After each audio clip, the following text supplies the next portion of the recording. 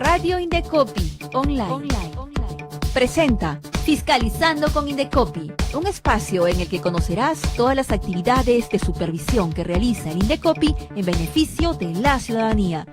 Ahora procederemos a verificar la información que ha colocado en el contrato. Bien, por favor, otórgueme los tickets que le entrega a los pasajeros. Bríndeme su autorización sectorial para funcionar como colegio. Fiscalizando con Indecopi.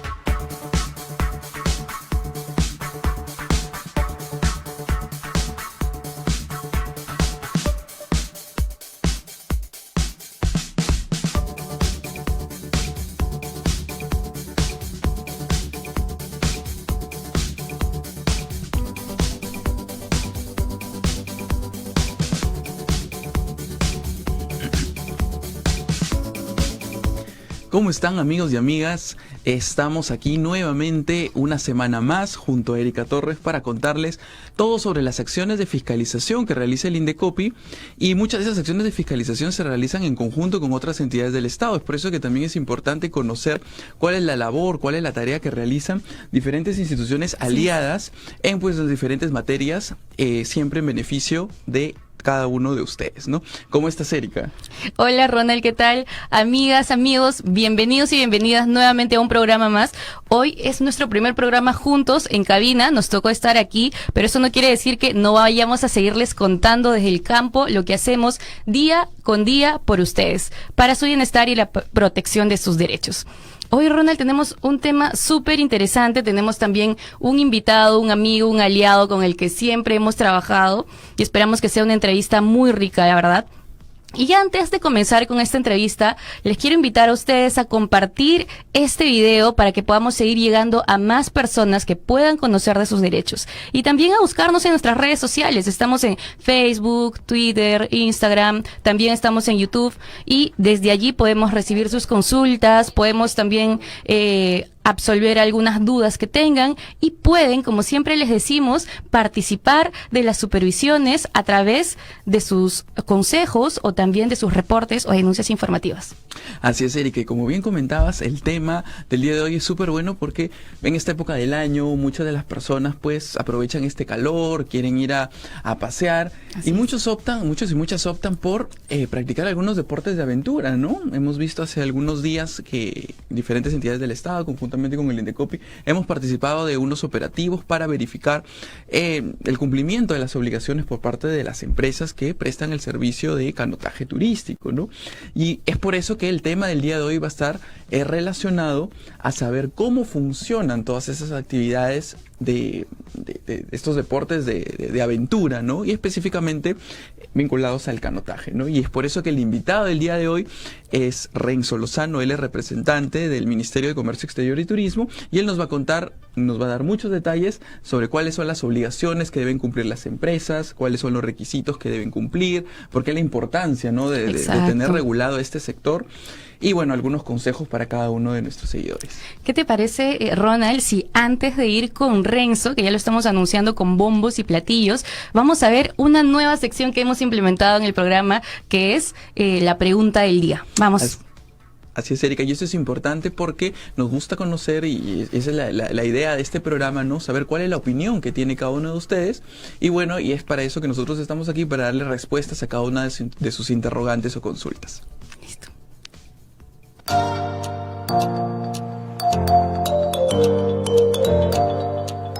Hola, ¿qué tal? Tengo una consulta. Cuando uno va de viaje con familia, amigos y quiere practicar deporte de aventura, ¿cuál es la edad mínima permitida?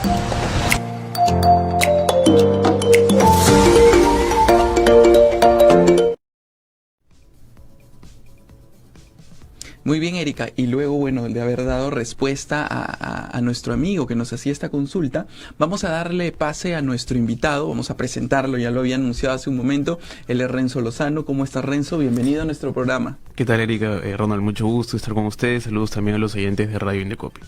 Muchas gracias, Renzo. Y bueno, la primera pregunta, como ya comentábamos hace un inicio, el tema del día de hoy tiene que ver con conocer cómo funciona todo el servicio de los deportes de aventura, ¿no? El turismo de aventura. Y es por eso que lo primero que queríamos saber es cuál es la importancia de conocer más sobre este tipo de turismo que se practica mucho en nuestro país. Sí, así es. Bueno, para comenzar, la actividad de turismo de aventura está regulada en el país. Existe una normativa que es el Reglamento de Seguridad para la Prestación del Servicio Turístico de Aventura. Este es un reglamento que recoge, digamos, cuáles son aquellos requisitos que deben de cumplir las agencias de viajes que operan este servicio. Hay que precisar que cuando nosotros estamos hablando de turismo de aventura, hablamos de un servicio turístico organizado, y el marco legal establece que los únicos prestadores que están autorizados para brindar este servicio son agencias de viajes. Para poder ser una agencia de viajes hay diferentes requisitos, procedimientos que deben de cumplir, ¿no? La importancia radica, como lo mencionaste al inicio, es que la actividad de turismo de aventura, sea cual sea la modalidad, siempre hay un nivel de riesgo implícito por la propia naturaleza de la actividad. Entonces es importante que tanto las empresas como los turistas tomen aquellas medidas que les permitan disminuir ese nivel de riesgo, ¿no? En el caso de las empresas, con algunas herramientas que están, por ejemplo, establecidas en el propio reglamento, que más adelante las podemos conversar si gustan, y en el caso de turistas, siendo un consumidor responsable, principalmente. Bien, Renzo. Y antes de hablar de repente de estas medidas de seguridad que nos comentabas, como Ronald decía, hemos implementado esta nueva sección de la pregunta del día y queríamos saber, pues, cuál es tu respuesta a esta pregunta, precisamente, ¿cuál es la edad mínima para practicar el deporte de aventura del canotaje? En el caso del canotaje, y así lo establece el reglamento de canotaje turístico, la edad mínima es de 8 años. Es decir, una persona que no tenga 8 años, o sea, menor de esa edad, no podría estar dentro de una embarcación. Pero aquí, como les mencioné, también entra a tallar la responsabilidad que tienen los padres o las madres en permitir que un niño menor de 8 años se embarque en uno de estos botes que practican la actividad de canotaje turístico, ¿no? Es por ello que, por ejemplo, durante las acciones de fiscalización se verifica si efectivamente hay niños menores de 8 años dentro de una embarcación, porque está prohibido. Es una disposición que señala el reglamento. Principalmente porque se vela por la seguridad de los turistas, en este caso menores de edad, ¿no? Sí, tienes mucha razón. Justamente la semana pasada que nos encontrábamos en el operativo en Lunahuaná, vimos un caso parecido y precisamente nos centramos en verificar cuál era la edad de una de las menores de edad, valga la redundancia, que se encontraba en la embarcación, y vimos tal vez en principio la negativa de la madre de familia a proporcionarnos el documento de la pequeña para saber cuál era su edad. Entonces, un llamado a ustedes, madres, padres de familia, para que velen también por la seguridad de sus hijos y sus hijas, ¿no? Así es, Erika.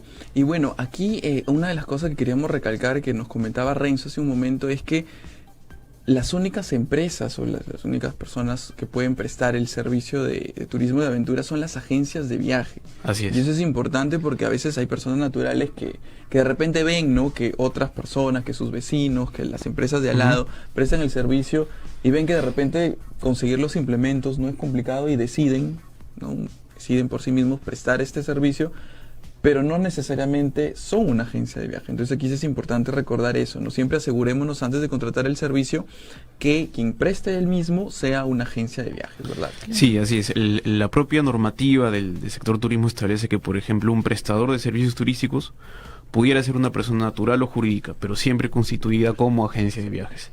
En este caso en particular existe un directorio de agencia de viajes, donde es un directorio que está publicado en la página web del Mincetur, donde cualquier persona puede acceder y hacer la búsqueda, por ejemplo, por número de RUC o razón social o incluso ubicación.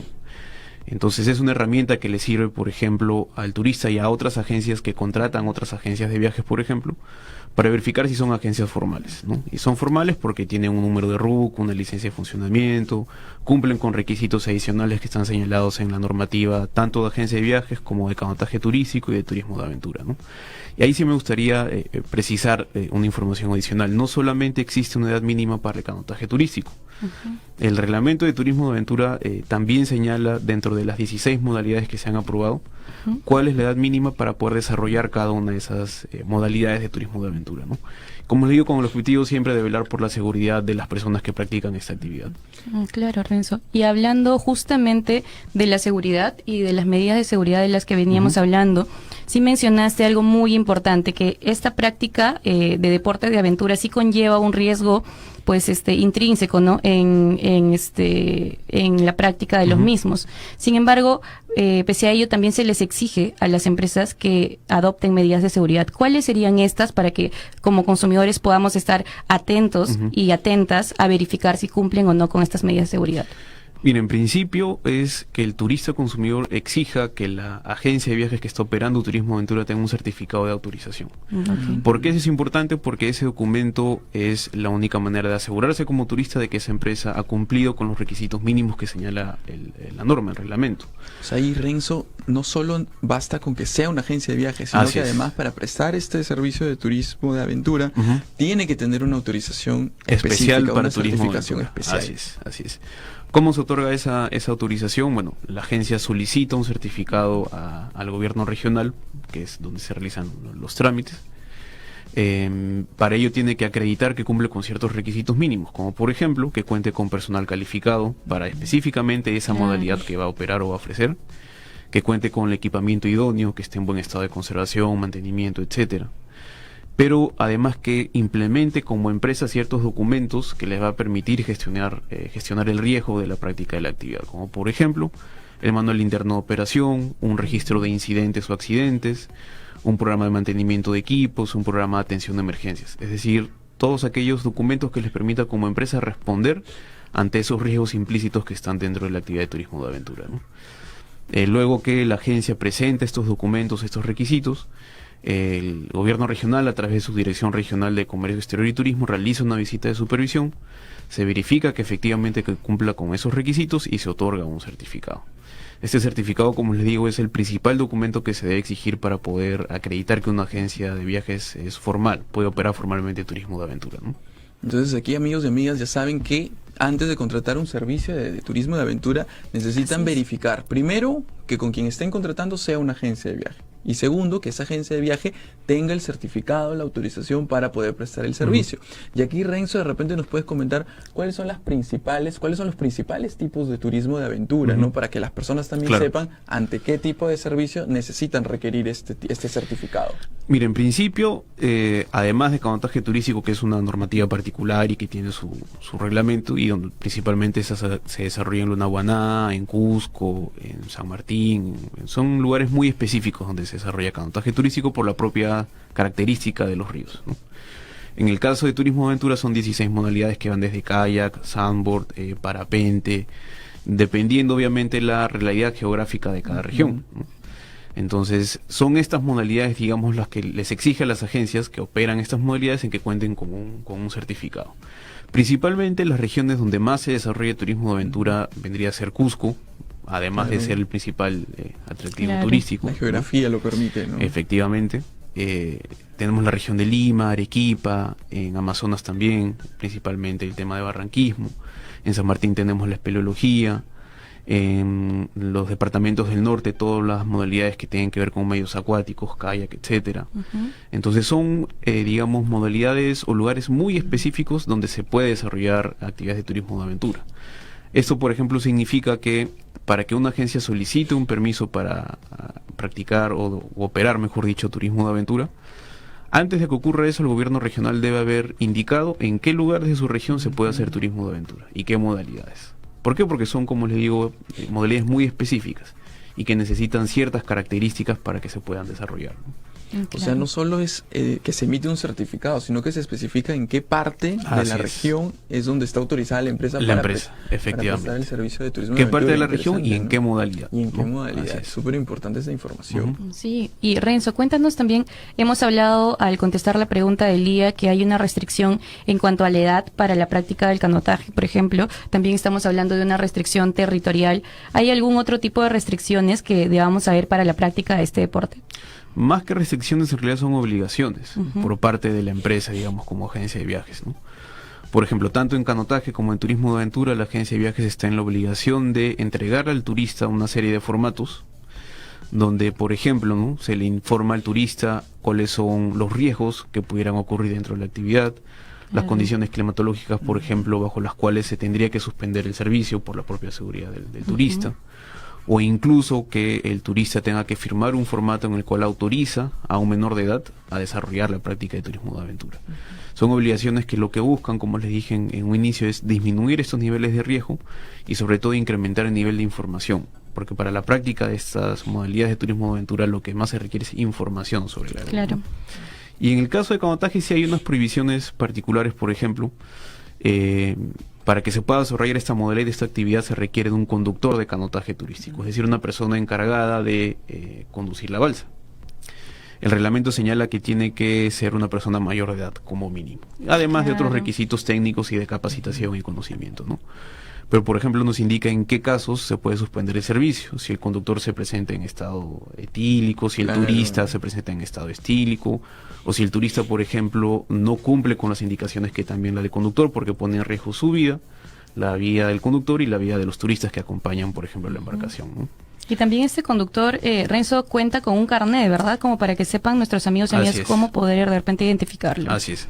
Actualmente habrán más o menos 150 conductores de canotaje turístico a nivel nacional, principalmente concentrados en Lunahuaná, que es el principal destino. Y se diferencian porque hay conductores de canotaje básico, de nivel avanzado, dependiendo el nivel de río que recorran. Por lo general, los ríos de la sierra son los ríos que son más complejos en recorrer que los ríos de la costa. Entonces va a depender de dónde desarrolla su actividad, el tipo de carnet que va a solicitar, ¿no? Así es, Renzo. Y bueno, hemos hablado de los requisitos, las obligaciones que deben cumplir estas agencias de viaje para poder prestar el servicio de turismo de aventura, pero también es importante, como hemos conversado ahí un poco en lo largo de la entrevista, que también se realizan acciones de fiscalización, ¿no? Justamente la idea es corroborar, verificar, monitorear que estas empresas cumplan con esas obligaciones, ¿no? Aquí de repente nos puedes contar un poco cuál es la labor que realiza MINCETUR en este tema, ¿no? Claro. En materia de fiscalización, y hay que tener algo muy en cuenta, ¿no? Todas las funciones en materia de turismo han sido transferidas a los gobiernos regionales. Por lo tanto, quien tiene la competencia para poder desarrollar estas acciones de fiscalización a nivel nacional son los gobiernos regionales a través de sus direcciones o gerencias regionales. En el caso del ministerio y de manera transitoria, nosotros hacemos esas acciones de fiscalización en el ámbito de la provincia de Lima, hasta que esas funciones sean transferidas obviamente a la municipalidad metropolitana, ¿no? Pero digamos eso no nos quita, digamos, la intención de poder apoyar de alguna u otra manera las direcciones regionales en hacer sus acciones de fiscalización. Por ello es que venimos organizando operativos conjuntos en los cuales participan diferentes entidades del Estado. Indecopi ha participado, por ejemplo, en muchos operativos de fiscalización. Sutran ha participado, incluso municipalidades, Sunafil, etcétera, ¿no? Con el objetivo de poder articular acciones como Estado para poder promover la formalización. Aquí lo que se busca principalmente es detectar aquellos incumplimientos a la normativa, específicamente vinculados a la formalización.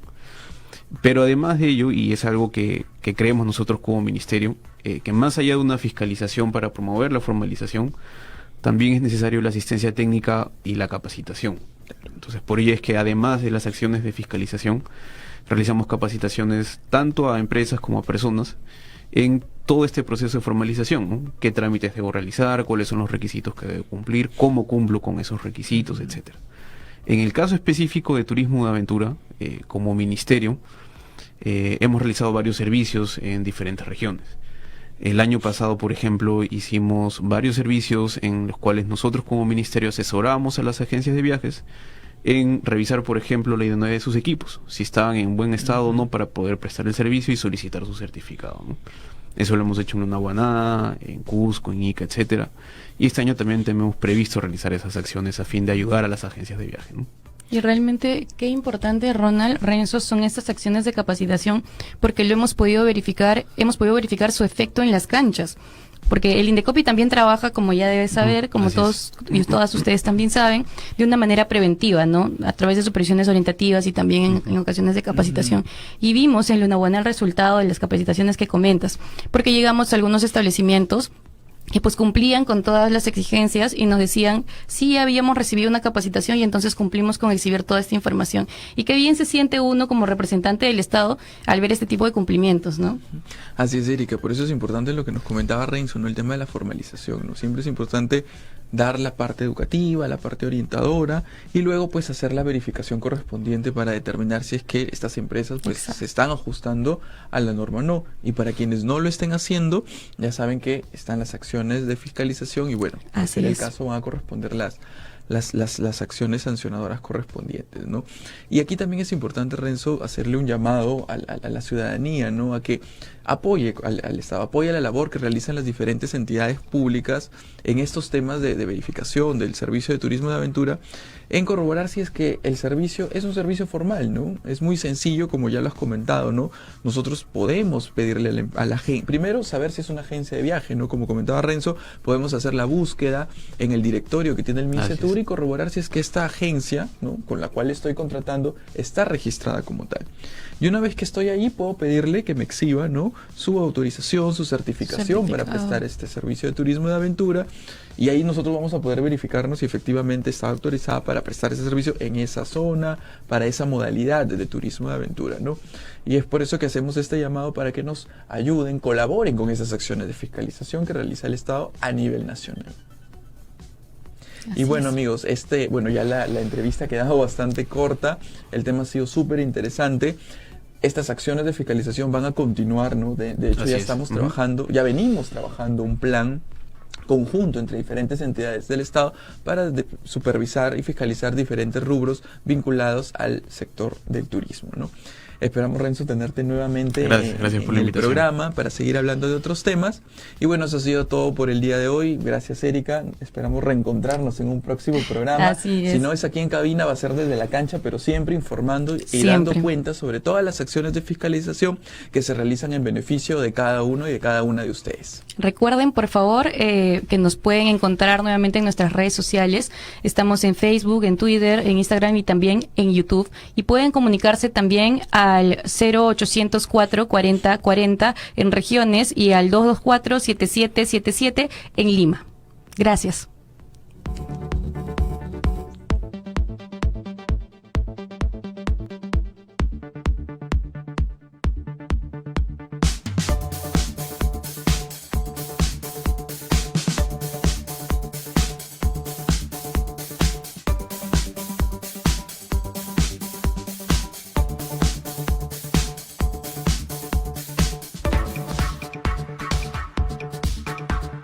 Fiscalizando con Indecopi. Una producción de la Gerencia de Promoción y Difusión.